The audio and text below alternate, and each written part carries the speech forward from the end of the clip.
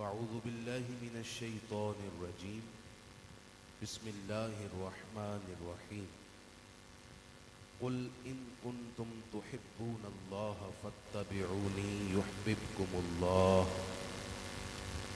وقال الله تعالى وتبارك في شان حبيبه إن الله وملائكته يصلون على النبي يا أيها الذين آمنوا صلوا عليه وسلموا تسليما.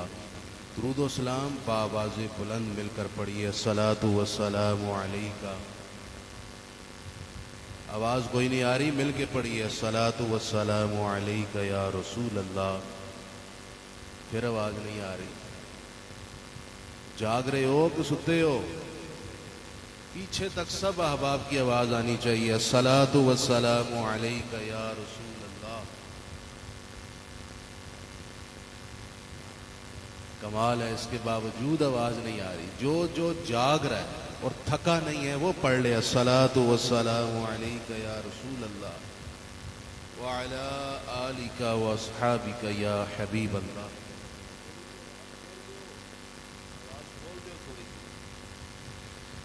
الصلاۃ والسلام علیکہ یا خاتم النبیین وعلی آلک واصحابک یا رحمۃ للعالمین.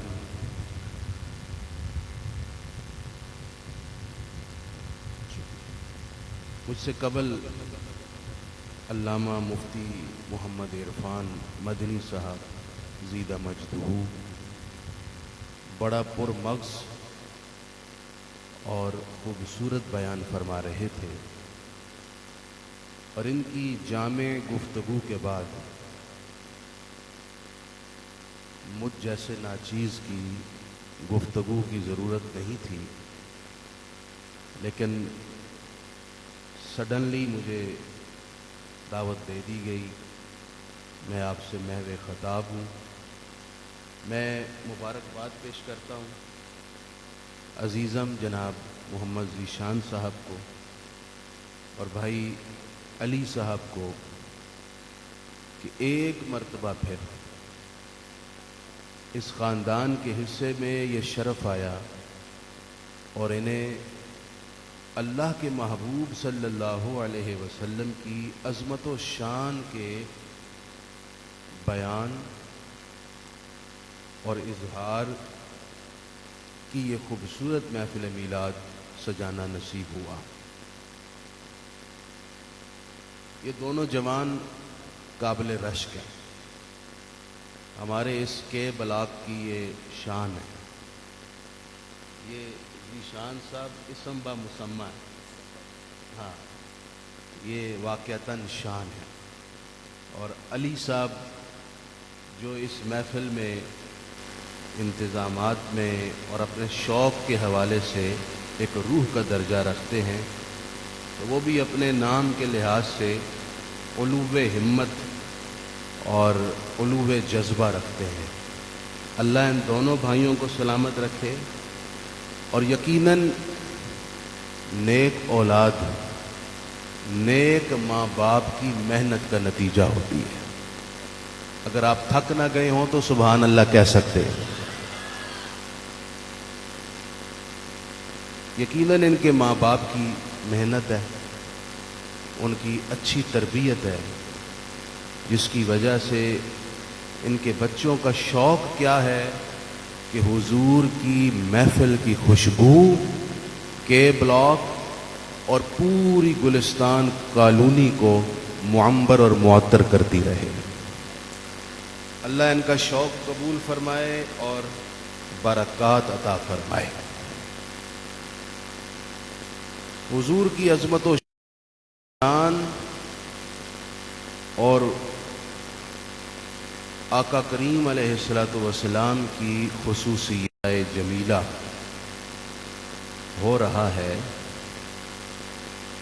اس سے قبل کہ میں قرآن مجید کی جو آیت مقدسہ تلاوت کی ہے اس مضمون کو آگے بڑھاؤں، میرے ذہن میں بڑی شدت کے ساتھ حضرت شیخ عبدالعزیز دباغ رحمہ اللہ کا قول انگڑائی لے رہا ہے میں چاہتا ہوں پہلے وہ آپ کے ساتھ شیئر کر دوں، لیکن اگر آپ اسی طرح بے جان ہو کر بیٹھے رہے تو پھر تقریر کا فائدہ کوئی نہیں ہونا۔ یہ کال سننے کے بعد جس جذبے کے ساتھ سبحان اللہ کی آواز آنی چاہیے میں اس کا انتظار کروں گا۔ شیخ عبدالعزیز دباغ فرماتے ہیں، جیسا کہ مفتی صاحب نے ذکر کیا کہ جبریل امین 24,000 مرتبہ حضور کی خدمت والا میں حاضر ہوئے۔ شیخ فرماتے ہیں کہ اگر جبریل امین کی عمر ہو 1,00,000 سال، کتنی ہو جی؟ اے جڑے پرے بیٹھے نے یہ بھی سن رہے نے؟ کوئی نہیں۔ جبریل امین کی عمر ہو 1,00,000 سال، اور پھر آپ ضرب دیں 1,00,000 کو 1,00,000 کے ساتھ، کنی ہو گئی؟ حساب کتاب لا لینا، جو نتیجہ آئے پھر اس کو ضرب دے دیں 1,00,000 کے ساتھ، اب کتنی ہو گئی؟ اسٹوڈنٹس کافی بیٹھے ہوئے ہیں، فوراً اس کو ملٹی پلائی کریں، جو نتیجہ آئے شیخ کہتے ہیں پھر اس کو ضرب دے دیں ما لا نہایت سے، غیر محدود کے ساتھ، تو اب کتنا نتیجہ آئے گا؟ بھئی جب آپ نے ضرب ہی غیر محدود کے ساتھ دے دی تو محدود نتیجہ تو آ نہیں سکتا۔ شیخ فرماتے ہیں کہ اگر اتنی عمر ہو حضرت جبرائیل کی اور وہ اپنی ساری عمر اللہ کے رسول کے مقام اور مرتبہ کی کھوج میں لگا دے تو اتنی عمر شان مصطفیٰ کی جستجو میں صرف کرنے کے باوجود جبریل امین حضور کے مقام کا 1/4 بھی معلوم نہیں کر سکتے۔ سب سے اولا و اعلی، سب سے بالا و والا، اپنے مولا کا پیارا، دونوں عالم کا دولا، اللہ نے ایسے حبیب کی امت میں ہمیں پیدا کیا ہے۔ چلیں لگے ہاتھوں، ایک بات اور میرے ذہن میں آ گئی، وہ بھی آپ کو سنا دیتا ہوں، لیکن آواز آنی چاہیے سبحان اللہ کی۔ اچھا پہلے میں مفتی صاحب نہیں کہتا تھا کہ آپ سبحان اللہ کہیں، لیکن جب تک کہا نہ جائے یہ حضرات بھی تکلیف نہیں کرتے، اس لیے ان کی خدمت میں کہنا پڑتا ہے۔ حضرت عیسیٰ علیہ السلام کی کتنی بڑی شان ہے۔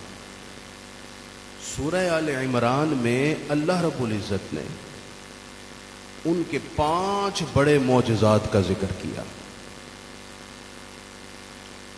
بے مثال اور شاندار معجزات، ایسی اعلیٰ اور اولا شان، کل انسانیت ان کے ان معجزات کی بنیاد پر شان عیسیٰ پر رشک کرتی ہے اور سبحان اللہ کہتی ہے۔ کیا شان ہے عیسیٰ علیہ السلام کی؟ وہ فرماتے ہیں انی اخلق لکم الطیر، میں تمہارے لیے مٹی سے ایک پرندہ بناتا ہوں، مٹی سے، یعنی مٹی سے ایک پرندے کی ہیئت بناتے ہیں۔ انی اخلق لکم من الطین کہیئۃ الطیر، مٹی سے پرندے کی ہیئت بناتے ہیں، شکل و صورت بناتے ہیں، فانفخ فیہ، پھر جناب عیسیٰ علیہ السلام اس میں مارتے ہیں پھونک، وہ مٹی سے بنا ہوا پرندہ زندہ ہو کر اڑنا شروع کر دیتا ہے۔ بھائی ہم حضرت عیسیٰ کے ماننے والے بھی ہیں، ان کی شان سن کر بھی سبحان اللہ کہہ دیں۔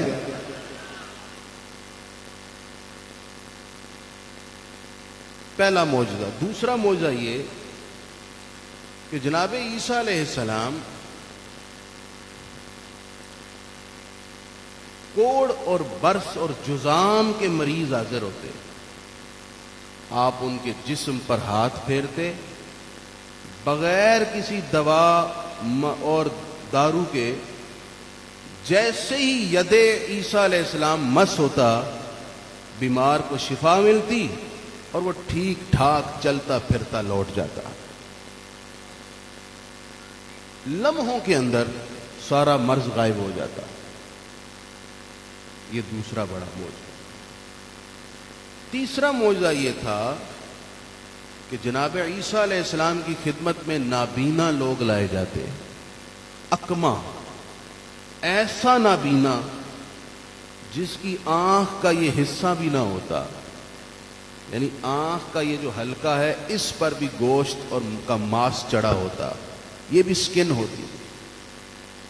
جناب عیسیٰ علیہ السلام مس کرتے، حلقہ بنتا، آنکھ ظاہر ہوتی، بینائی کا ظہور ہوتا اور نابینا کے سامنے ساری دنیا روشن ہو جاتی، دیکھنا شروع کر دیتا۔ کتنا بڑا معجزہ ہے حضرت عیسیٰ۔ چوتھا معجزہ یہ تھا کہ جناب عیسیٰ علیہ السلام فرماتے،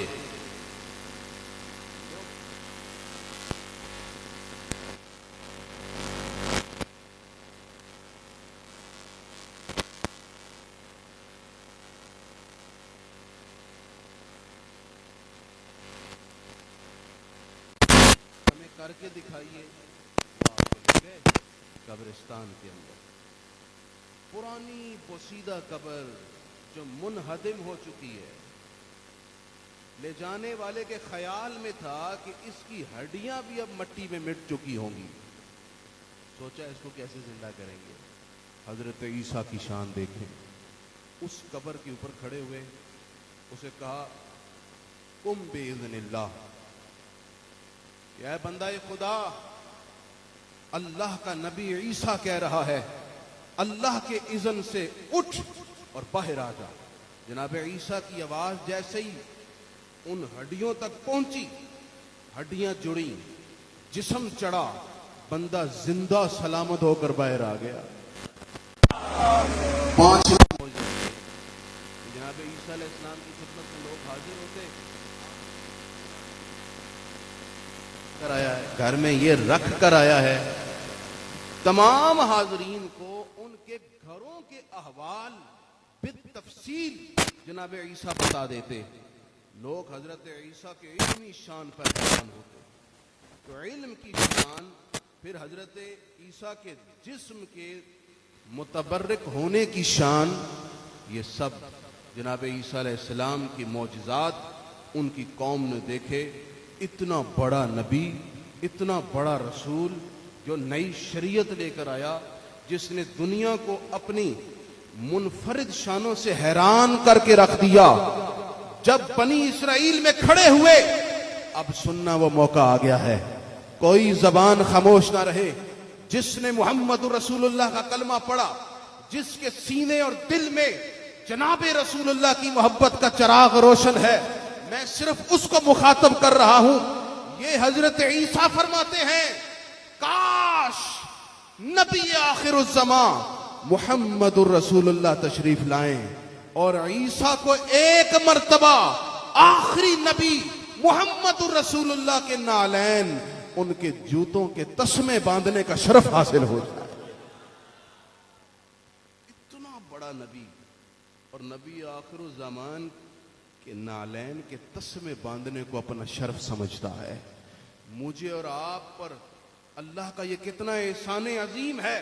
خدا کی عزت و جلال کی قسم، زندگی کی ساری سانسیں اگر اس ایک نعمت کے شکر کی ادائیگی میں اللہ کی تسبیح پڑھتے گزر جائیں، پھر بھی شکر کا حق ادا نہیں ہو سکتا کہ رب کریم نے ہمیں بغیر ڈیمانڈ کیے محض اپنے فضل سے نہ صرف مسلمان بنایا، اپنے حبیب کی امت میں بھی پیدا فرما دیا۔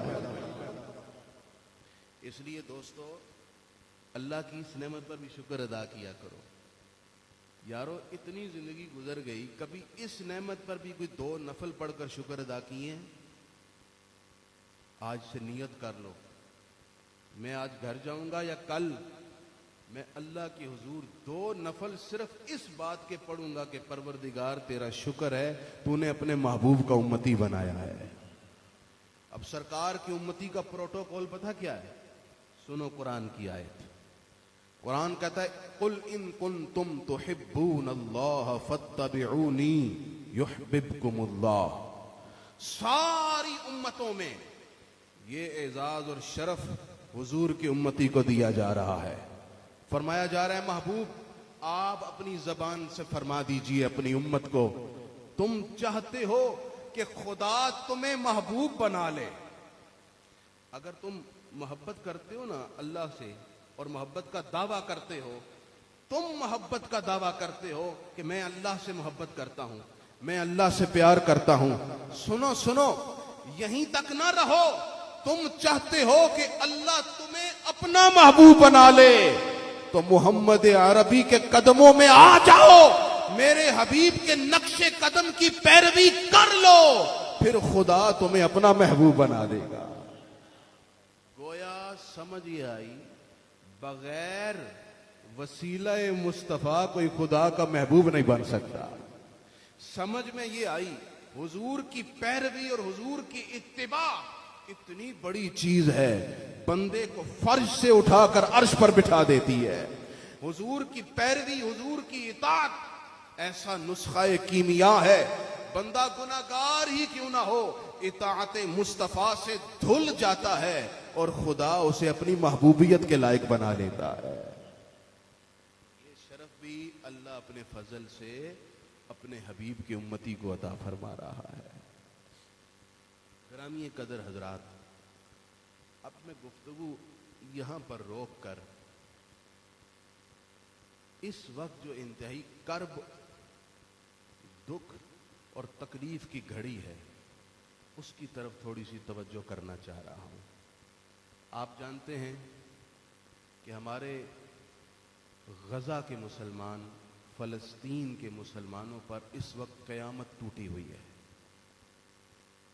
ان کے سروں سے آگ اور بارود روزانہ کی بنیاد پر گزشتہ 1 ہفتے سے برسایا جا رہا ہے۔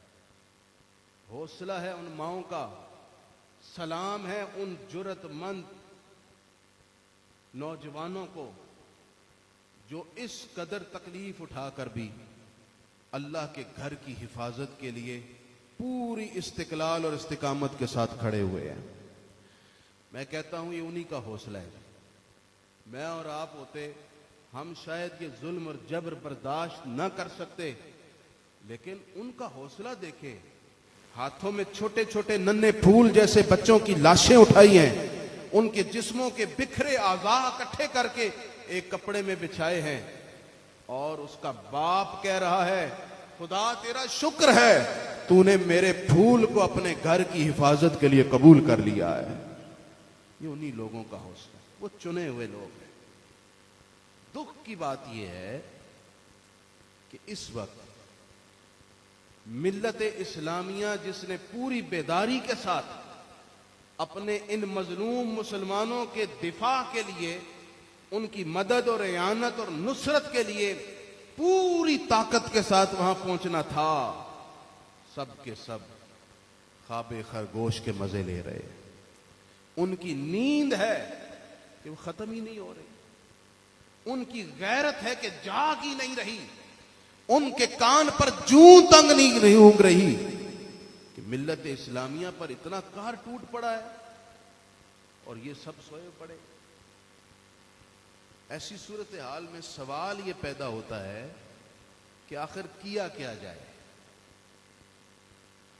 سب سے پہلے تو ہمیں اللہ تعالیٰ کے حضور معافی مانگنی چاہیے اس بات پر کہ ہم اس زمانے کا حصہ ہیں جس زمانے میں مسلمانوں کی حیثیت ایک جھاگ کی طرح ہے۔ حدیث پاک میں ہے کہ رسول اللہ صلی اللہ علیہ وآلہ وسلم نے فرمایا کہ ایک وقت ایسا آئے گا یوشک الامم ان تداعی علیکم، کہ مختلف کفر کے گروہ اجتماعیت کے ساتھ مسلمانوں پر ٹوٹ پڑیں گے، اس طرح کہ جیسے تھالی ایک ہو اور کھانے والے کئی ہوں اور وہ ایک تھالی پر حملہ کر دیں اور ہر ایک اپنے حصے کا کھانا وہاں سے اٹھائے، اس طرح کفر جمع ہو کر اس تھالی پر حملہ کرے گا جو مسلمان ہیں۔ آج غزہ کی سرزمین اور فلسطین سرزمین انبیاء اس تھالی کی سی کیفیت میں ہے، شرق سے لے کر غرب تک کے سارے اللہ کے دشمن، امریکہ 7 سمندروں پار سے بیڑے لے کر وہاں پہنچ گیا، برطانیہ نے بیڑے بھیجنے کا اعلان کر دیا، فرانس اور جرمنی تیاری کر رہے ہیں، اور صہیونی ظالم یہودی گزشتہ ہفتے سے آگ اور قیامت ڈھائے ہوئے اور مسلمانوں کو نوچ رہا ہے، اس تھالی میں سے ہر ایک اپنا حصہ اٹھا رہا ہے۔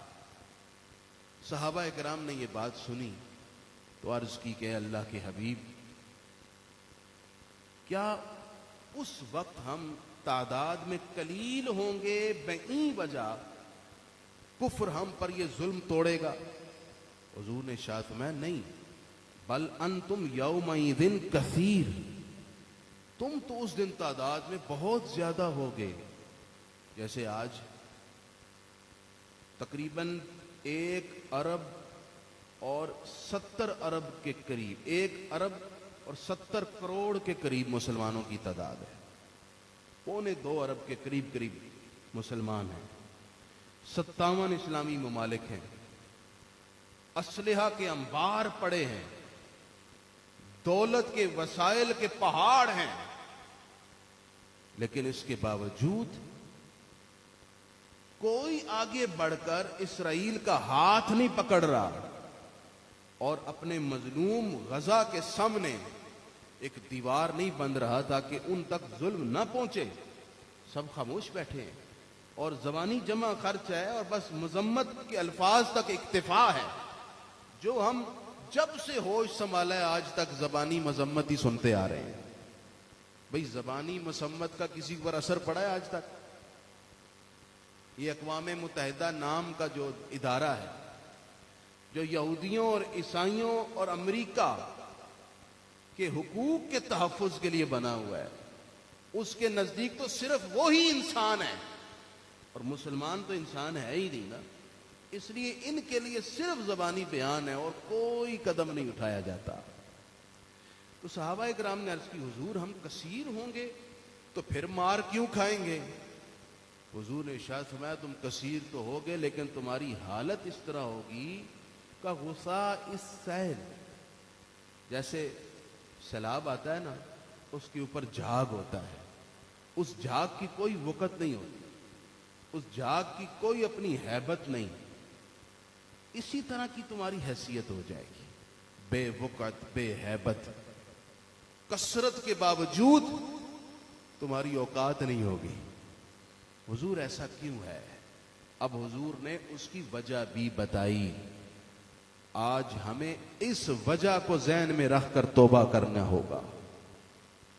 حضور نے فرمایا وجہ یہ ہے کہ میری امت وہن کا شکار ہو جائے گی۔ پھر صحابہ نے عرض کی مل وہن یا رسول اللہ، اے حبیب خدا یہ وہن کیا ہے؟ اب بات توجہ سے سننے والی ہے۔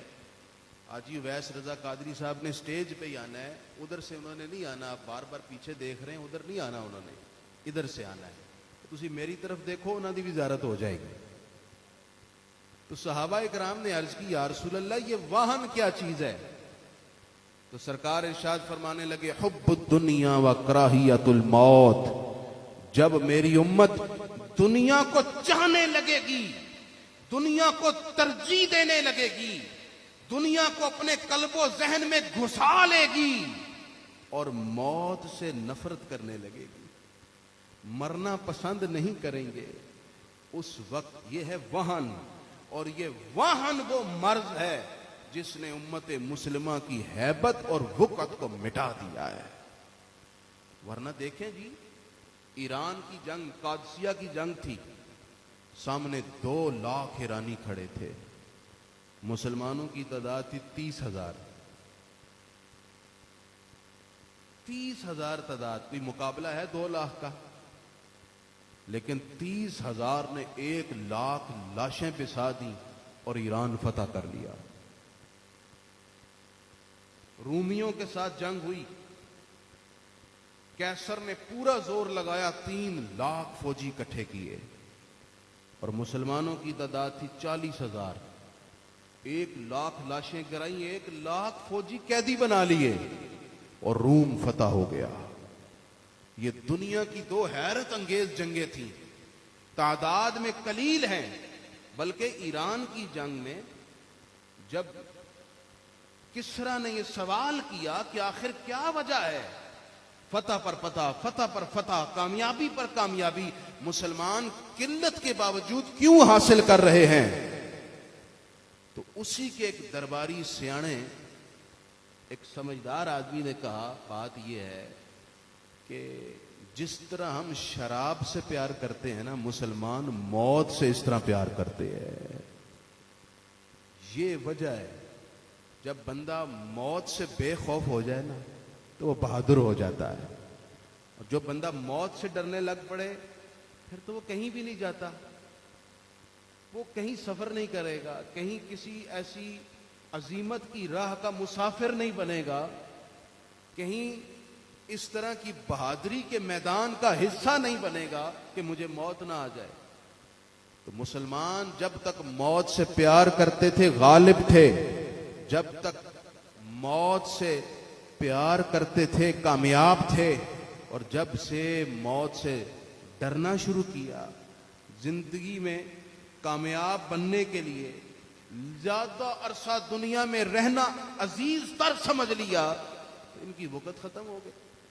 आज देख ले, सारे इस्लामी मुमालिक को डर है अपना अपना कि भाई हम हिस्सा बने तो हमारी तरफ जंग का रुख होगा, हमारा क्या बनेगा। हर एक को अपनी पड़ी है। ये वजह है कि मुसलमानों की हैबत भी खत्म।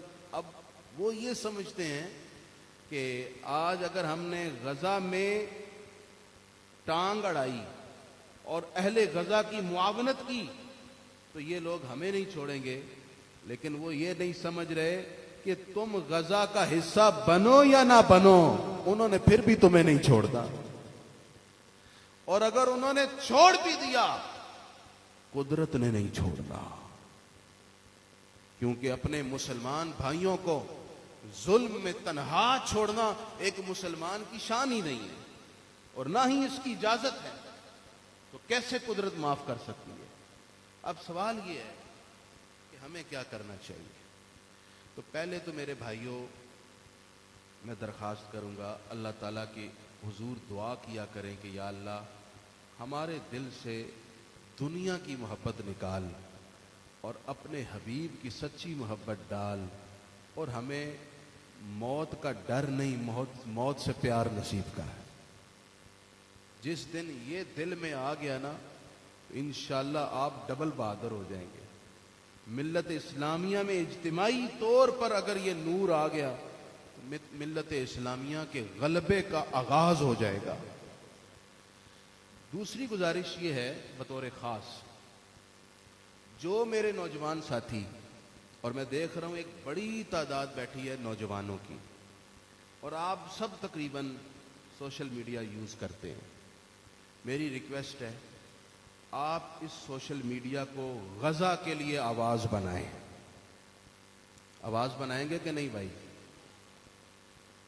पोस्टें लगाएं, इसराइल के मजालिम को अयां करें और मुसलमानों के अंदर जोशो जज्बा बेदार करने वाले जुमले शेयर करें,